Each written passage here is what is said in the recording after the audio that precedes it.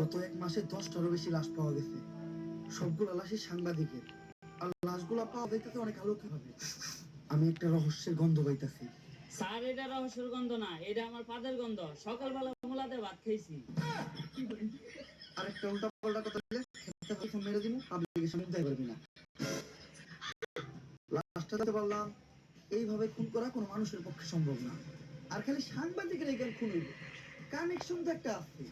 এই কাজগুলো যে করতেছে ওরা পাইলে ঢুকাই দিয়ে ফুড়ে গেলাম।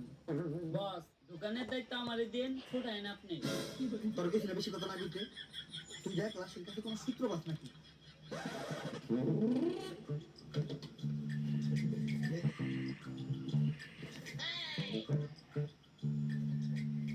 স্যার, কোনো সূত্র হইতে পাইলাম না। ভালোভাবে দেখতেছ তো, কোনো কিছু বাদ নাই? না স্যার, লাশের পকেটে 500 টাকার কোনো নোটই আছিল না। পাইকার 500 টাকা নোট পাইকার বন্ডামি করো। পাট পার খেতে ফেলায় আমি ফোন মেরে দিব, পাবলিকের সামনে মুখ দেখাতে পারবি না। কি মাইরা দিতে চাইছিলে তুই এটা? জানোস এটা কেসের কত বড় কাজে লাগবো?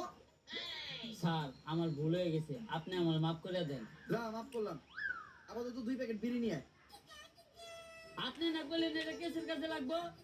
এমনিতে আমার মাথা গরম, বিড়ি খেলে মাথা ঠান্ডা হইব। আর আমার মাথা ঠান্ডা থাকলেই আমি কেসে মাথা কাটাইতে পারবো। এইভাবে এটা কেসের কাজে লাগবে। স্যার, যা করলেন জীবনে, উপরে গেলে জীবনে। ঢুকায় দিয়ে ফুড়ে এলাম ওরে তোরে।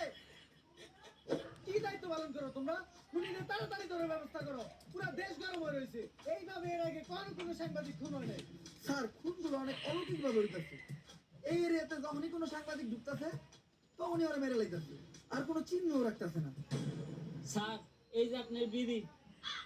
আর বাকি যেটি আবার চড়ি বাচ্চে উল্টা আরো আমার 80 টাকা ভরা লাগছে, আমার 80 টাকা দেন। এত টিয়া লাগলো কে? স্যার, বিড়ির দাম বাড়ছে। লো, দোকানদারে যাই দিগাম। আরে স্যার, আমি তো মজা করছি। বিড়ি কিনছে 80 টাকা দেয়া, এই যে আপনার 420 টাকা বাড়ছে। বাট পাট ঢুকায় দিয়ে